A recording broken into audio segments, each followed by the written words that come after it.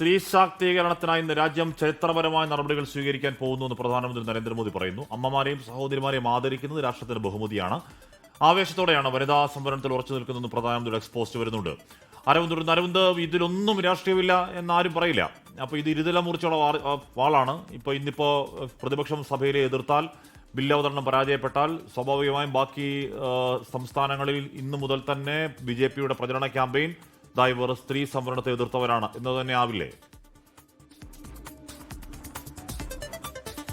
തീർച്ചയായിട്ടും അങ്ങനെ തന്നെയായിരിക്കും BJPയുടെ പ്രചാരണം ഇനി മുന്നോട്ട് പോവുക. കാരണം പാർലമെന്റ് പ്രത്യേക സമ്മേളനം വിളിച്ചപ്പോൾ തന്നെ പ്രതിപക്ഷം ചൂണ്ടിക്കാണിച്ചത് ബംഗാളിലും തമിഴ്നാട്ടിലും തെരഞ്ഞെടുപ്പ് നടക്കുകയാണ്. ബംഗാളിൽ ഏപ്രിൽ 23-നും 29-നും 2 ഘട്ടമായി തെരഞ്ഞെടുപ്പ് നടക്കുന്നു. അപ്പോൾ 29-ന് ശേഷം ഒരു സർവകക്ഷി യോഗം വിളിക്കുക, അതിനുശേഷം ബില്ലിൽ ചർച്ചകൾ നടത്തി ബില്ല് അടുത്ത പാർലമെന്റ് സമ്മേളനത്തിൽ കൊണ്ടുവരിക എന്നതായിരുന്നു. പക്ഷേ അത്തരം നടപടികൾക്കോ കൂടിയാലോചനകൾക്കോ കേന്ദ്ര സർക്കാർ തയ്യാറായില്ല. അതുകൊണ്ട് തന്നെ ഇന്ന് ബില്ല് ഈ ശക്തമായി പ്രതിപക്ഷം എതിർക്കുമ്പോൾ ഒരു പ്രചാരണം, ബില്ലിനെ വനിതാ സംവരണത്തിന് പ്രതിപക്ഷം എതിരെന്നൊരു പ്രചാരണം തന്നെയായിരിക്കും തെരഞ്ഞെടുപ്പ് നടക്കുന്ന സംസ്ഥാനങ്ങളിലടക്കം BJPയുടെ ഭാഗത്തുനിന്നുണ്ടാകാൻ പോകുന്നത്. കാരണം ബംഗാളിലടക്കം ഈ വനിതാ സംവരണ ബില്ലുമായി ബന്ധപ്പെട്ട പ്രചാരണം പ്രധാനമന്ത്രിയുടെ ഭാഗത്തുനിന്നുണ്ടായിരുന്നു. വിവിധ പ്രചാരണ പരിപാടികളായിരുന്നു വനിതാ സംവരണ ഭേദഗതി ബില്ലുമായി ബന്ധപ്പെട്ട് പ്രധാനമന്ത്രി നടത്തി. കഴിഞ്ഞ ദിവസം ഡൽഹിയിലടക്കം ഇതുമായി ബന്ധപ്പെട്ട സമ്മേളനങ്ങൾ വിളിച്ചു ചേർത്തിരുന്നു. കൃത്യമായി വനിതാ സംവരണത്തിന് വേണ്ടി കേന്ദ്ര സർക്കാർ പ്രവർത്തിക്കുന്നു. പക്ഷേ ഇതിനെതിരെ നിൽക്കുന്നത് പ്രതിപക്ഷം, കോൺഗ്രസും തൃണമൂൽ കോൺഗ്രസും അടക്കമുള്ള പ്രതിപക്ഷം എന്നൊരു വിമർശനമായിരിക്കും ഇനി BJPയുടെ ഭാഗത്തുനിന്നുണ്ടാവുക.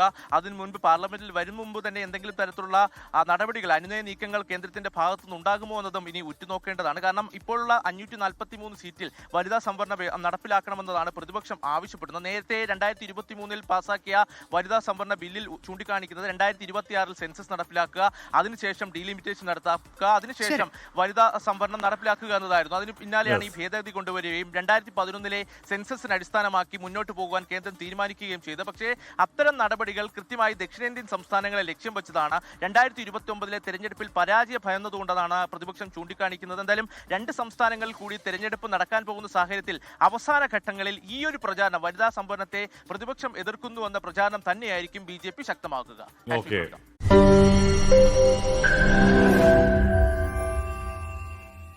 ലോകത്തെവിടെയായാലും ഏത് സമയത്തും 24 വാർത്തകളും ഓഗ്മെന്റഡ് റിയാലിറ്റി പാക്കേജുകളും എക്സ്പ്ലെയിനറുകളും വിശദമായി കാണാൻ ഞങ്ങളുടെ YouTube ചാനൽ നിങ്ങൾക്ക് സബ്സ്ക്രൈബ് ചെയ്യാം.